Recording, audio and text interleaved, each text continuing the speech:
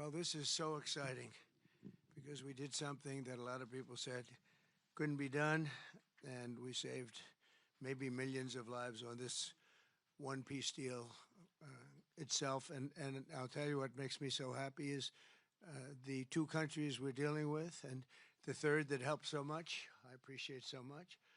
Maybe it couldn't have been done without you, but they really like each other. I'm not used to that when I do these deals. Usually there's a lot of hatred. They liked each other. So it made it a little bit easier. But millions of people are alive today because of this peace treaty. So before I begin, I want to extend our deepest condolences to the Prime Minister, Newton, as well as His Majesty, the King of Thailand, and the entire nation on the passing of Her Majesty, Queen Sirikhet, the Queen Mother, and a beautiful, incredible woman who is so respected all over the world, actually respected. I know the people of Thailand will remember her forever as the embodiment of dignity, kindness, and grace. This just happened. But this is a woman who was so loved and respected.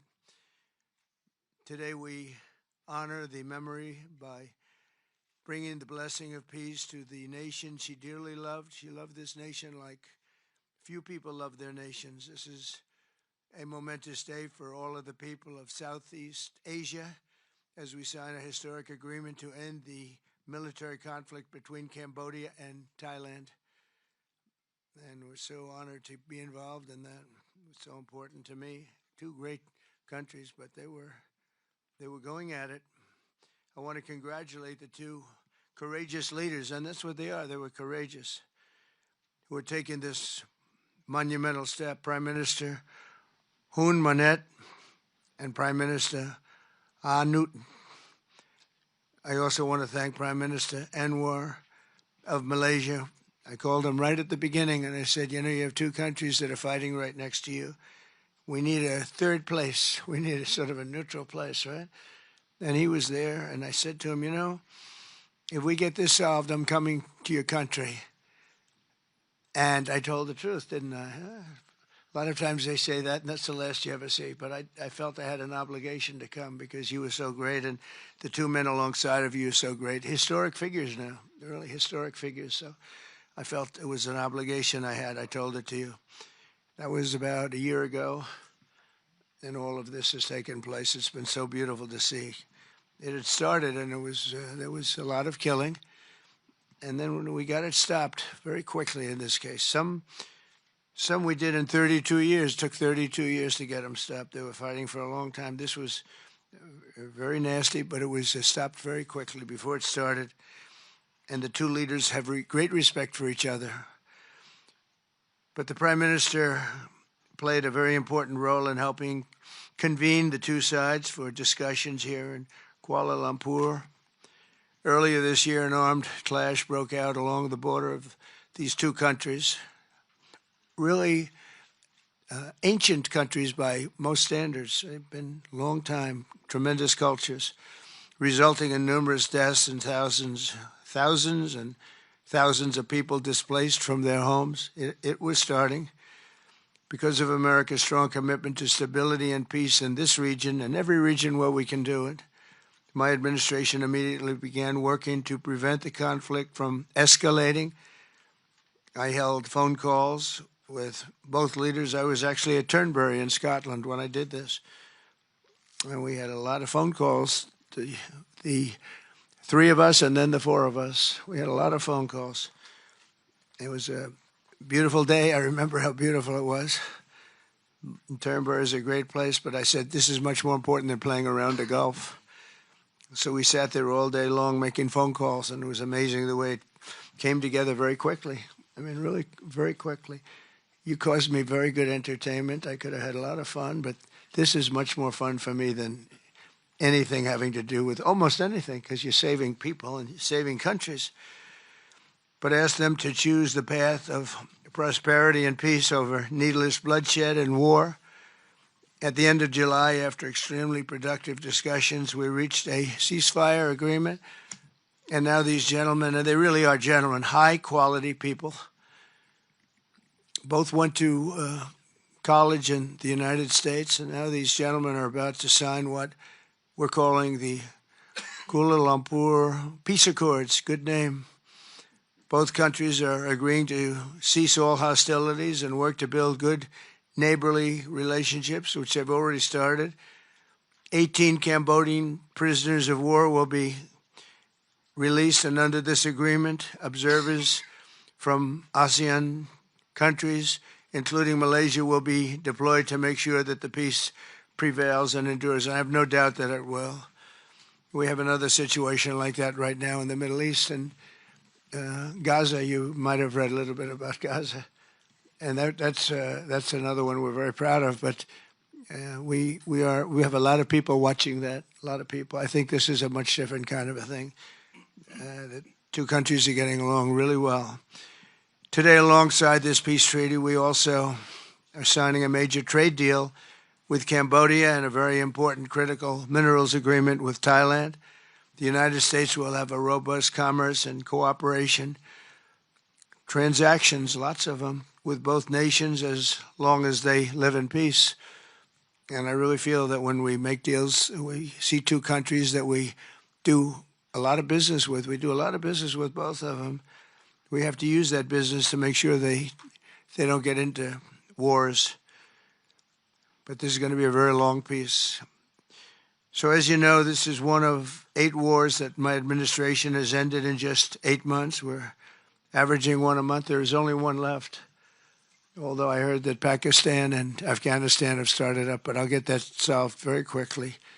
I know them both, and the Pakistan, the Field Marshal and the Prime Minister are great people, and I have no doubt we're going to get that done quickly. That one started up a few days ago. And I just feel it's something I can do. I do it nicely. I don't need to do it, I guess, but if I can take time and save millions of lives, that's really a great thing. I can't think of anything better to do. But the 8 wars that my administration has ended in just 8 months, there's never been anything like that. Never. There never will be either. I can't think of any president that ever solved one war. I don't think anybody. They start wars, they don't solve them. So nothing like this has been done in history, and it's an honor to be involved. On behalf of the United States, I'm proud to help settle this conflict and really develop good friendships, including people that work with each team. Look at these very distinguished people, except for my people. My people are much less distinguished, but they're very good. But look, my people understand the joke.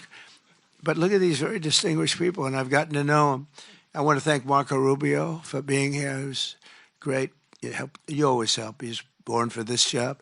He really was. He was born for this job. Secretary of State Jameson, thank you very much for all you did on helping too. He's the foremost expert on trade, and we're going to be doing another couple of stops where we'll be talking about no war, just pure trade. We'll be talking to President Xi in a day. We'll be stopping at Japan. We'll be stopping at South Korea. And we'll be doing some other things, but they're more related to trade. But on behalf of the United States, I'm proud to help settle this conflict and forge a future for the region where proud independent nations can prosper and thrive, safety, security, and peace. It's an amazing thing that's happened to the United States because a year and a half ago, we were a dead country. We were actually a dead country, and now we're the hottest country anywhere in the world. And when I called you, we were in the process of becoming hot. It's actually quite a while right now, but we were sort of on our way. And we had won the election big in a massive amount. And so I was respected when I called you, and it was a little bit easier. I think it's easier when you respect somebody than if you don't respect somebody. If you don't respect somebody, it never happens. But I won't forget that day because it was one of the first wars that I got involved in. And I love doing it. It's like, I shouldn't say it's a hobby because it's so much more serious than a hobby, but it's something that I'm good at, and it's something I love to do. The United Nations should be doing this, but they don't do it. They don't do it. They turned off my teleprompter when I made a speech. I had to make a speech without a teleprompter. They're good at that. The escalator wasn't working too well. It came to a complete halt. But, the United Nations has such great potential. I wish they could do it. They didn't get involved with us at all. We just did the deal and reported the deal, and everybody was sort of amazed that we got it done so quickly and so nicely. But now I'd like to ask Prime Minister Anwar to say a few words, and then we'll hear from Prime Minister Hun Manet and Prime Minister Newton. And these are, I just have to say it for a last time, these are incredible men. The way they came together, the way they worked so hard, and we worked long hours. It was not long days because the days were few in number, but the hours were very long and very intense. There was a lot of intensity going on because there was a lot of shooting happening while we were talking. That brings it to a new level. And the three men sitting there should really be credited with having done just an incredible job for humanity. Thank you all very much. It's an honor to have worked with you. Appreciate it. Please.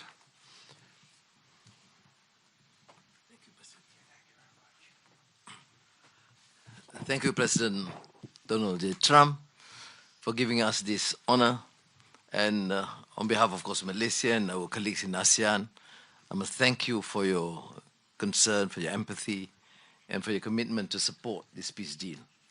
When I first received your call, and then urging me to do more in supporting our initiative, and you personally did call both Prime Ministers to urge for a speedy peace settlement, I would say a great thank you. And we, of course, admire your tenacity, your courage, because the world needs leaders who promote peace strongly. And to achieve that, you have to break some rules, as you did today. When President arrived, he asked me to join him in the car. I said, that's against the security and protocol rules. And he was delighted to break the rules, and I... Nice ride. It was a nice ride. And we share a lot of things in common. I was in prison, but he almost got there. But very good exchanges on a number of issues. Of course, priorities, of course, the peace deal. Thank you, both Prime Ministers. You did a great job. We are delighted to have you as colleagues, as true friends, and you understand the need to secure peace to save our people, and also the ASEAN position as a region of peace and prosperity. And I must also share with you here that I took the opportunity, full opportunity, without Secretary Rubio knowing this, exploring other issues too, and thank the President for his effort to secure peace in many parts of the world, including Gaza, and urging him to remain focused and ensure that there's a comprehensive peace that the world requires. And I am delighted, truly, President, to hear from you personally how determined you are to ensure that peace is achieved in the most intractable areas, almost impossible. But you did it, and we have shown our support and call on the United States in particular to continue this with the support of many, not only neighbors, but the part of the world. But I must also take this opportunity to thank Secretary Rubio, Jamison, and Ambassador Kagan, because they were very helpful. I mean, you didn't say that, but I must say that, because they were extremely helpful in ensuring that you come here. I mean, I wasn't sure when you said to me, yes, Prime Minister, I know I'm coming. Well, I'm not sure, because, you know, I deal with a lot of politicians. But you are an exception. Thank you, Mr. Donald Trump. Thank you very much again.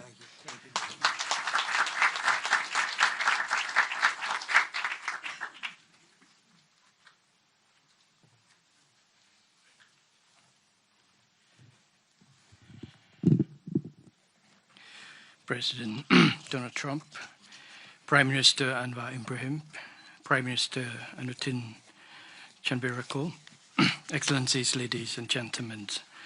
Today marks a historic moment, profound significance for Cambodia and Thailand, a day that reaffirms our shared conviction that peace is always possible when nations have the courage and wisdom to pursue it together. On behalf of the Cambodian peoples, I wish to to express my deepest gratitude to President Donald J. Trump for his decisive leadership and steadfast commitment to supporting the lasting peace between Cambodia and Thailand, and for his tireless efforts to make it a reality. I also wish to convey my sincere appreciations to Prime Minister Anwar for his unwavering support and facilitation throughout this peace process until successful conclusions. I further extend my appreciations to my ASEAN colleagues, China, and other partners who have been supporting the ceasefire from the beginning. The principles that underpin this joint declaration are those that Cambodia holds dear. That no matter how difficult or complex our dispute may be, they must always be resolved through peaceful